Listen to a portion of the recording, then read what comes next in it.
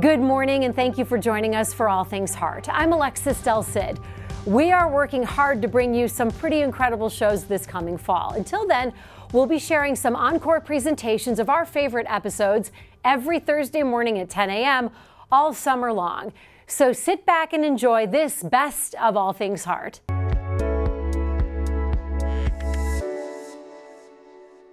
Go. Elbows in tight. We only get one body, so might as well treat it well. It's a prescription you cannot fill at a pharmacy. Exercise as medicine. And today we meet the providers who practice what they prescribe.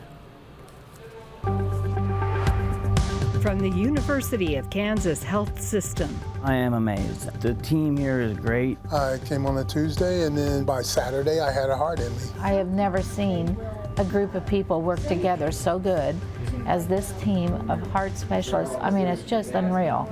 Stand by to set up show. And the Dolph C. Simons Jr. Family Broadcast Studio. Roll it. Always makes you feel like you're the most important patient on the planet. I felt heard, and that was really big. This is All Things Heart.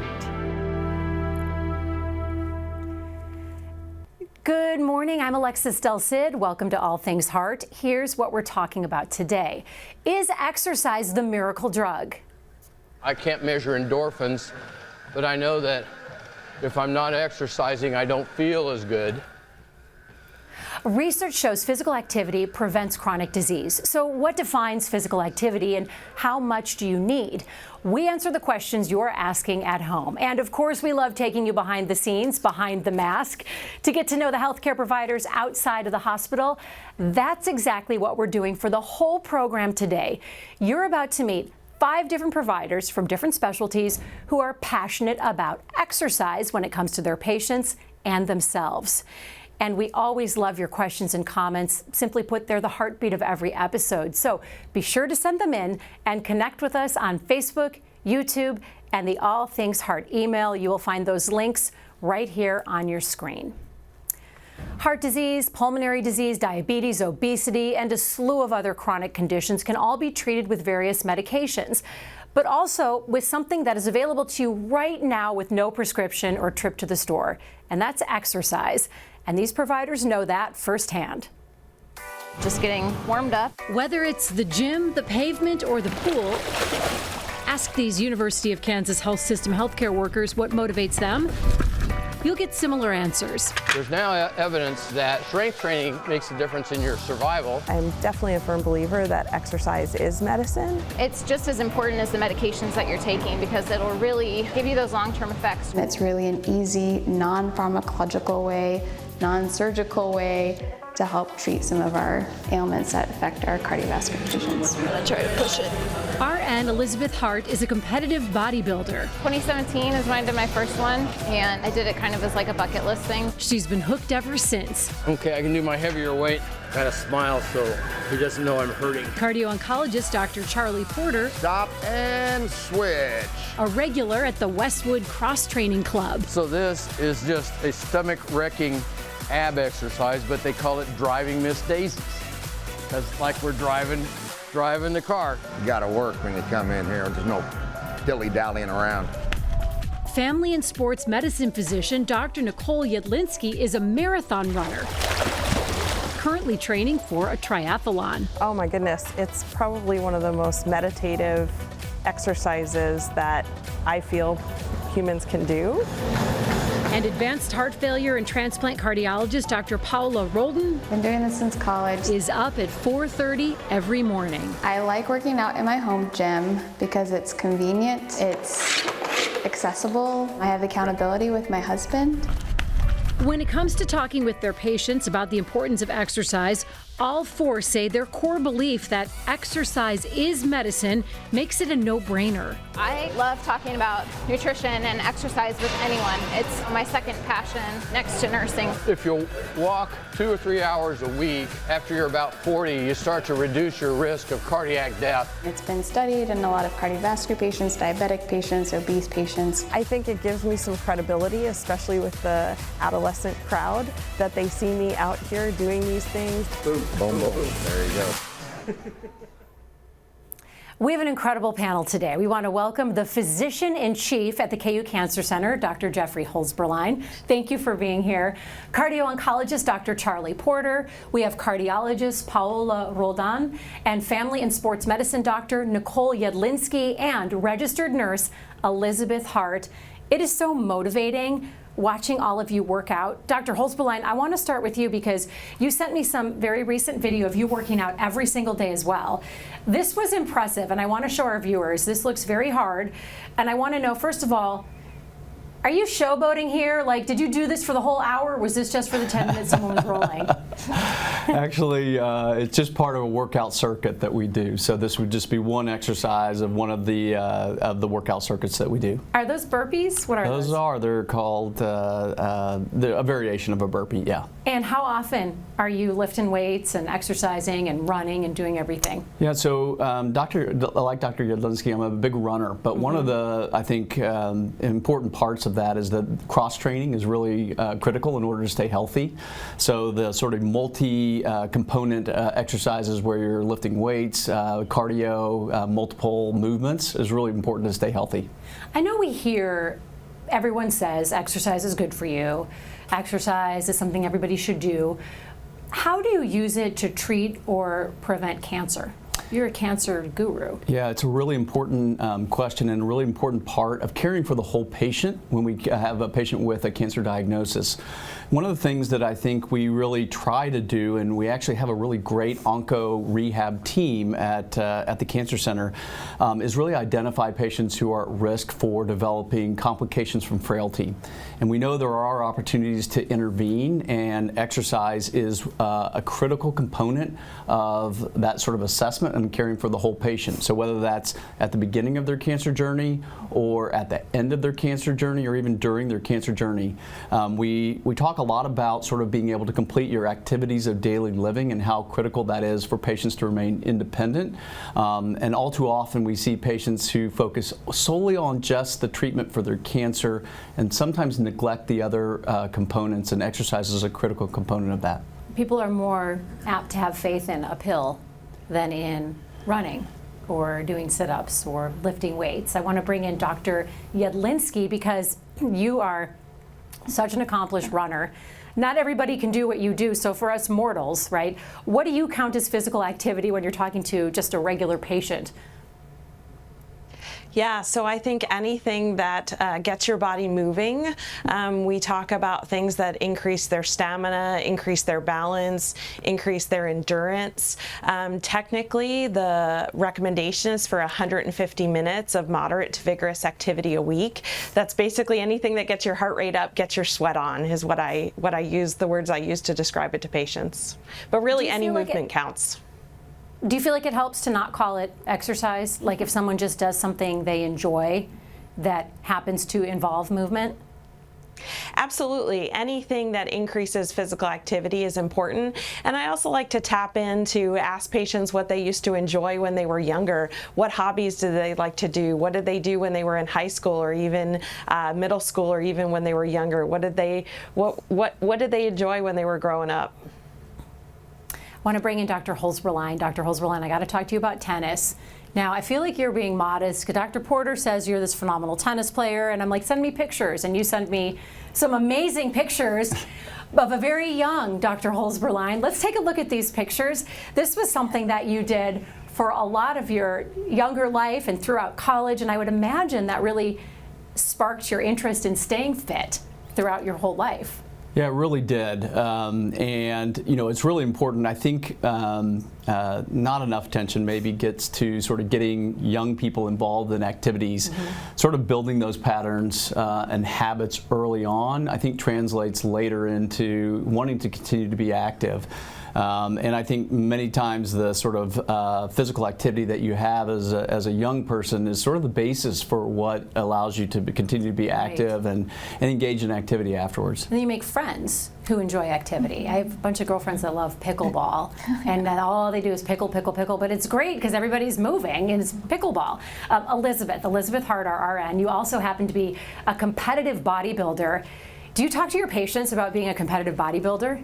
Yeah, I mean, it does come up in conversation. Patients want to know what they need to do as far as exercise and diet, especially in the cardiac world. And so, you know, they want to know what I do. And of course, I share with them what I do. But I think going back to the basis of what exercise is and the benefits of it, it's really anything that you do enjoy. And I do enjoy bodybuilding, maybe a little bit more extreme, but I really try to connect with patients and find out what they like to do, and try to, you know, get on their level and see how they can increase their activity and their exercise. When you first started bodybuilding, if you look back to how you felt physically before that and how you feel now, just physically, what are the biggest differences that you've noticed since you've gotten involved in this hobby, this passion of yours? Yeah, I think one of the biggest misconceptions, especially around women and postpartum, so I got into bodybuilding actually after I had my first daughter, is that you just kind of have to be in this body after you have kids. And I found bodybuilding and weightlifting, and really you have the ability to transform your body into whatever you want it to be. So I think just that renewed confidence was major, and then also it just gives me a lot of energy to keep up with my kids. So I think that's a really important piece when you have, you know, a 1-year-old and a 7-year-old, is just trying to keep up with them. Which is nearly impossible, yeah. Even if you're a bodybuilder. I want to bring in Dr. Roldan. I want to also take a look at how much physical activity we need as we look at this. Again, we've heard the 150 minutes. That's 2.5 hours a week for adults. So that's about how much you need. So Dr. Roldan, how do you prescribe that? Do you write it down like a prescription? Yeah, you know, in some ways I do, but you have to cater it to your patient. You know, there's some patients that they're a little bit sedentary. And then there's some patients that we have that are bodybuilders or tennis players, or they go to CrossFit on a regular basis. And as Dr. Ladinsky kind of alluded to, you know, 150 minutes is kind of what we prescribe. But you have to cater it to the patient. So if they're not doing anything currently, then you just talk to them about, how about walking a block a day? Right, just start small. Just start small. Something attainable. And I think starting small is so important, particularly if you go from not doing anything to doing something, because otherwise if you say, how about you try to do 30 minutes of moderate intensity exercise, you know, getting your heart rate to 70 to 75% of your max predicted heart rate, and patients are going to feel defeated, especially if they've gone from nothing to doing 30 minutes and they feel winded after that first couple minutes of doing exercise. So you meet your patients where they are. Correct. And start from there. And then, as we kind of alluded to as well, you know, exercise can be so many different things. It can be dancing, it can be biking, it can be tennis, it can be in so many different ways. It doesn't have to be at a gym, on a treadmill, lifting weights. Because that is intimidating for some people. Yeah. I know I was intimidated seeing you do those driving Miss Daisies, Dr. Porter. That looked like that. Your workout guy is a tough guy. Yeah. He was really no pain, really no gain. Right, no pain, no gain. Do you, as a cardio-oncologist, ever see conditions reversed because of exercise? Can you see people get better? The condition of deconditioning does reverse. And I think it's very important. A lot of people, the two things that are most difficult in counseling are weight loss and exercise. And I really try to distinguish between the two, because exercise is not a weight loss technique. That's calorie restriction. And when I'm bargaining with people, you're in sales when you're talking about exercise and weight loss. I just say, look, I'm just trying to get you to do 2.5 hours a week of exercise. But if I'm trying to get you to lose weight, there's 168 hours in the week, you sleep 50, so you've got 118 hours, and you have to diet all those hours. Right. And I'm only asking for 2.5 for exercise, and you've succeeded. That's a good sales pitch. So let somebody else handle the other 115 hours. I'll just settle for exercise. Get them moving. You also shared some really interesting data with us, and I want to put it up on the screen. It illustrates mortality rates with exercise. This was pretty impactful looking at this. What's your biggest takeaway from this graph here?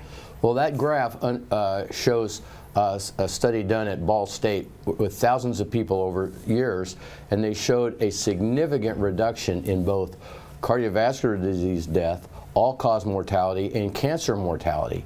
So this is not just cardiology, this is oncology, and the reduction in cancer death from exercise was shown nearly 25 years ago in a study of retired non-smoking Japanese men in Oahu, which the follow-up was great because once you've retired in Oahu, you never leave.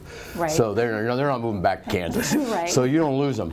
And they showed as much reduction with 2 miles a day versus 1 mile a day walking, as much reduction in cardiovascular disease death or cancer as cardiovascular disease.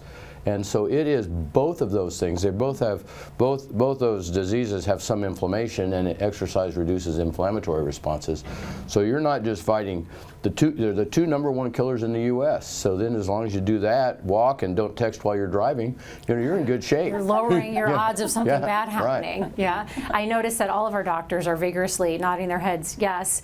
When people come to, a lot of times when they come to the doctor, it's not a checkup, it's because they're really not having a great time in life. I mean, Dr. Porter, I love you, but I don't want to see you as your patient. You're a cardio-oncologist, and Dr. Holzberlein, ditto. I like seeing you here, but I imagine people might feel down in the dumps and really low when they're coming to you in crisis. So how do you start that conversation to then motivate them to exercise? Yeah, I think part of it is, again, going back to the fact that we want to make sure that they're functional when they finish their treatments. And one of the things we always do is outline a treatment plan. That treatment plan focuses primarily on the treatment of their cancer.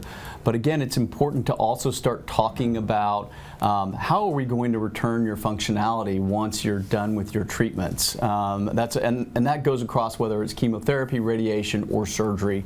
It's just such a critical component of continuing to maintain an active lifestyle so that again, I think all of us would say, well, it doesn't matter if you treat their cancer. If they just have to lay in bed and can't do anything afterwards, that's not a good quality of life. So that quality of life piece and focusing on that, I think, is really important. I want to bring in Dr. Jedlinski again, because one of the things you talked about when our photojournalist met you for your swim were the mental health benefits. And a lot of the doctors and our nurse Elizabeth Hart have talked about the mental health benefits. Can you talk about that component, Dr. Jedlinski? Well, you mentioned that I'm a runner, but most of the time that I'm spending running is out on the trails, out in nature, and that is a really time for me to reset. And as I explain to my patients, exercise is a great way to take care of your heart, your lungs, your gut, but it's also a great way to take care of your brain. It's a time to really think through all of the things that are either bothering you or a time to reflect, and it's a great meditative process. We talk about time being a challenge for a lot of people, and you had a great argument of why it shouldn't be a challenge, because you're just asking for 150 minutes.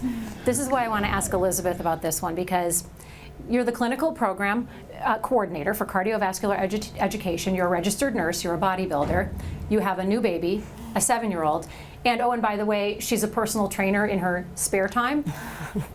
How? That's what I want to, how on earth is that all possible? Yeah, well, one of the biggest things is I have an amazing support system.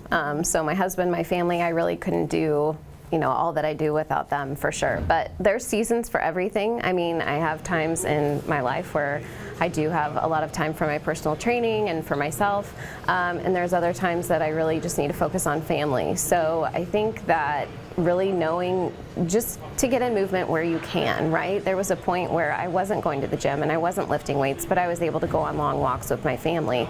That was my movement. So just because you see people and they're, professional bodybuilders, it doesn't mean that they also have seasons where maybe movement looks a little bit different. So again, just trying to get it in when you can, even if it's just 10 minutes. And Dr. Roldan, you're a great example of that. You've been waking up at 4 a.m. since college? Yeah. Because that was the time you could get it in. Yeah, exactly, yeah. And just like Elizabeth alluded to, you have to fit it in where you can. And I was in medical school at that time that I started this habit, and by the time that you're finished with medical school, you're in the library, you're studying, and so 4:30 seemed to be the best time to wake up and get your morning jog in. And for me, and Charlie kind of mentioned this, it does release endorphins, and for someone who's in medical school, that's important. You need those endorphins. Do you ever have those days where your alarm goes off and you just want to cry?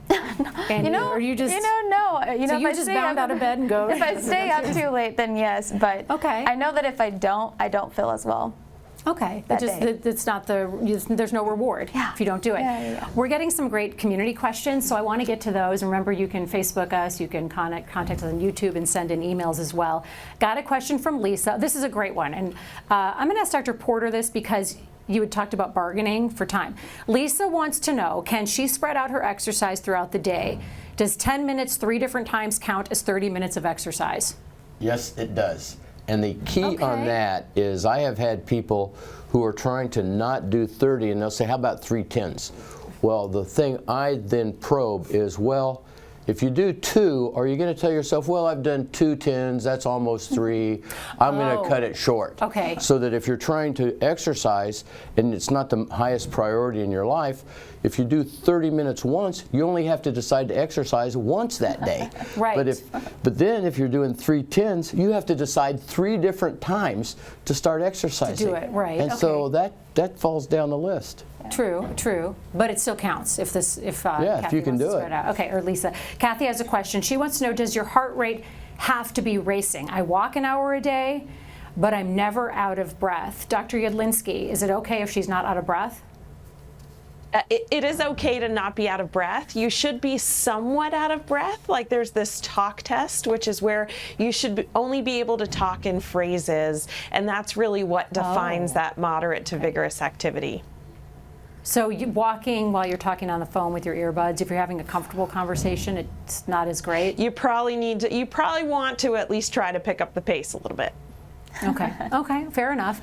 Jamie wants to know, are there risks to working out if you've never done anything before, and how do you start people? And Dr. Roldan, you've alluded to how you tackle that. Yeah, so there are, I think, some risks. So I think one of them is defeat. You know, if you start off too quickly, I think you can feel a little bit defeated if you don't set yourself some small goals with the big goal in mind, but try to set some small goals initially. And I think the other risks are kind of more physical, meaning strain exercises can happen, shin splints can happen if you go from doing 0 to running a marathon. Okay, and you don't want that, then it sets you back. Right.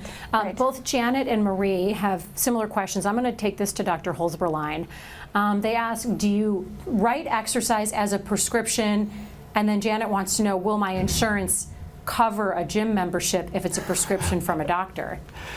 It should, by the way. I feel like insurance should cover that if it's life-saving, but that's just me riffing here. I know it's hard. Yeah, so I'll have to defer if anybody else has had success with that. I have not been able to get anybody a gym membership, but we do have services, and again, we do have an Encore rehab team here, and you can make referrals there, and oftentimes that might be covered by a component of your insurance, particularly if you document a condition such as frailty. That might be something we'd be working on. And then that it might do it. Might. Mike wants to know, can food also be medicine? Elizabeth, I would imagine it's crucial. Is it medicine? Yes. Yes, I think nutrition is just as crucial as exercise. They definitely work hand in hand. I'm a firm believer that if you have both in conjunction, then you are going to get great results and be a healthier person. So yes, I would agree with that. Let's see, I've got one from Paul. He writes, I stopped going to the gym 3 years ago because of COVID. Gosh, I've heard that from so many people. I haven't gone back. Doctors, what would you tell me about that worry? I want to ask Dr. Yudlinski about this because you do a lot of stuff outside. Maybe there are other options. That's exactly right. So there's lots of open spaces, open air gyms. You can also utilize the pool. That's another really safe space to use. There are some gyms that have some open air spaces as well. So I would encourage anyone concerned about that. And there's also some smaller gyms that still enforce masking or enforce some spaces. I got some questions from a couple of viewers about joint pain. Well, Dr. Yudlinski, I'm going to stay on you with this one. Jonas wants to know when you started running. When did you start running? And then Jonas writes, do your knees hurt? Mine hurt when I run 4 blocks. So this is one of the biggest myths that I fight. Running does not cause knee arthritis, nor does it make your knees worse, nor does it make arthritis worse. We have lots of really good evidence for this. So if you're worried about running making your knees worse or giving you arthritis, that is just not true at all. I just encourage everyone to start slow, incorporate walk breaks early, and just don't, you don't need to go out from 0 to 60, right? Start slow, find some trails, find some softer surfaces, and really just ease into it. When doctors and Elizabeth, when you get joint pain and you're doing a new lift, do you stop doing that lift or do you modify it? It just depends, really. So there's all different kinds of pain, and that's why I tell people really, start out with someone who's trained in whatever you're going into, whether that's, a runner if you want to pick up running, or a personal trainer if you want to pick up, weights, is to know how to navigate that, because it's such a loaded question. It depends on the movement and the weight and what you're doing and your warm up and multiple things. So.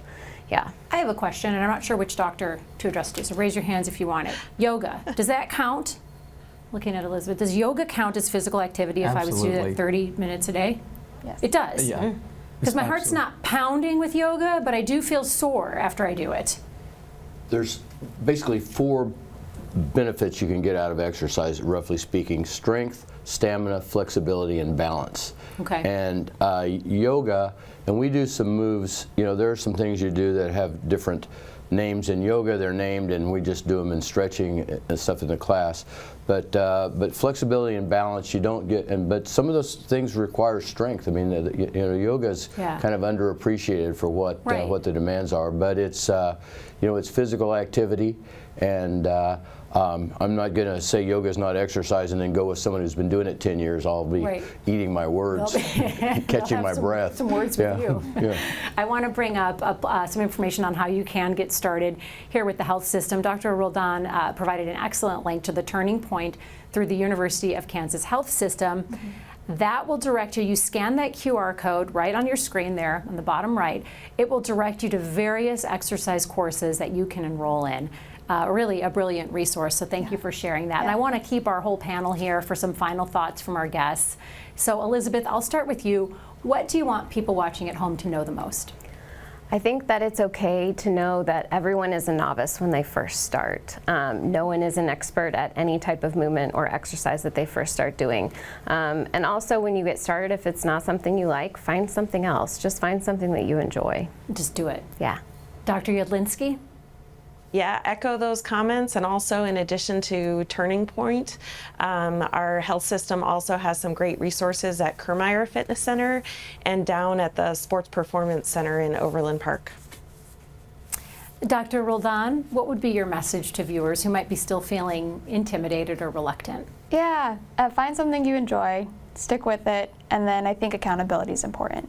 Like you, setting your alarm clock, and you've just been doing it. Yeah, every my single husband day. gets up with me, so accountability that's partner. the accountability right the accountability there. partner. Dr. Porter, you were the genesis for this episode of All Things Heart. You're so passionate about exercise as medicine. Well, yeah, and I'll say one thing. There's a special syndrome, I think, that people have who have been elite athletes. And I always start by saying, what did you do in high school?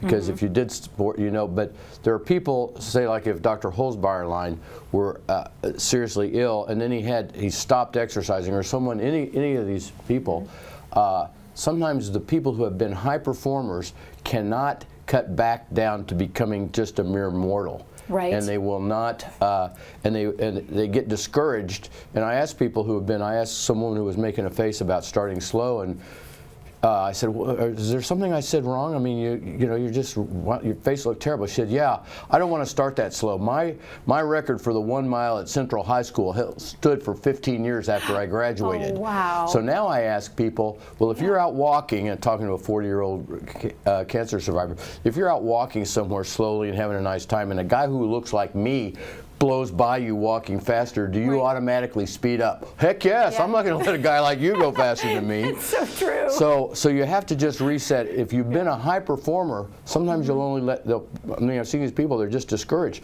because they'll only drop down 15 or 20% from what they were doing. They won't go down low enough and start slow enough. And they have a special challenge to drop down to being a mere mortal and then work their way back up. Right. Dr. Holzberlein, what are your thoughts about that for our viewers? Yeah, I mean, there's probably some truth to that. My sort of exercise regimen might reflect that. But the only other thing I would add is that oftentimes in many of these instances, there are great communities, whether that's CrossFit communities, running communities. That's another really important part of, I think, exercise. Dr. Roldan mentioned about having somebody hold you accountable. And oftentimes, I think those people that you work out with or run with will hold you accountable.